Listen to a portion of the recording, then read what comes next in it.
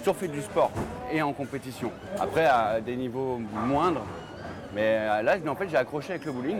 Julien Depy n'est pas là pour rigoler. Après 17 ans de bowling, il a su passer naturellement de l'activité de loisir à une vraie pratique sportive. C'est-à-dire qu'il y a des joueurs qui vont voir ça vraiment comme un loisir, comme on va dire 70% des joueurs qui vont être là aujourd'hui.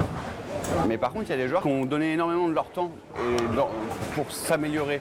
Donc eux, ils le voient, c'est toujours un plaisir de jouer, mais ils ne le voient pas comme un loisir, ils le voient vraiment comme une compétition. Quand on fait 900 bornes en un week-end pour aller jouer à Nîmes ou des choses comme ça, on est obligé de voir ça comme un sport, on n'y va vraiment pas pour le loisir. Et comme dans tout sport de compétition, le bowling de haut niveau nécessite des séances d'entraînement régulières et spécifiques. Tu peux t'entraîner sur tes spares, déjà, parce que la base du bowling, c'est pas de faire des strikes, c'est de faire des spares. Tu peux mettre des plots sur les pistes et essayer de passer entre les plots pour faire la précision.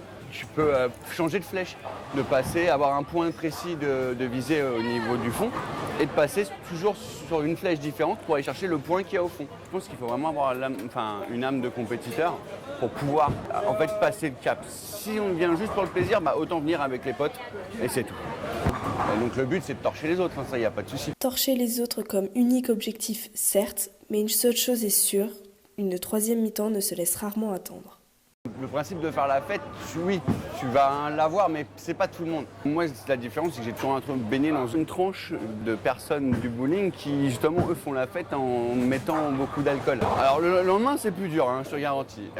Par contre, là, il y a sur des grosses compétitions, sur ces championnats de France en équipe de 5 et compagnie, non, là, par contre, on garde du sérieux. Un sérieux qui engage aussi de grosses sommes d'argent puisque les joueurs peuvent dépenser jusqu'à 5 000 € en matériel, hébergement et déplacement en une seule saison.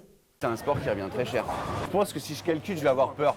Pour être performant, il faut avoir du matériel. On va dire une boule, ça va te coûter entre 200 et 250, voire peut-être des fois 300 €. Et en sachant que tu n'en as pas qu'une dans ton sac. Le retour sur investissement est moindre puisque pour une première place en tournoi, un joueur gagne environ 1 000 €.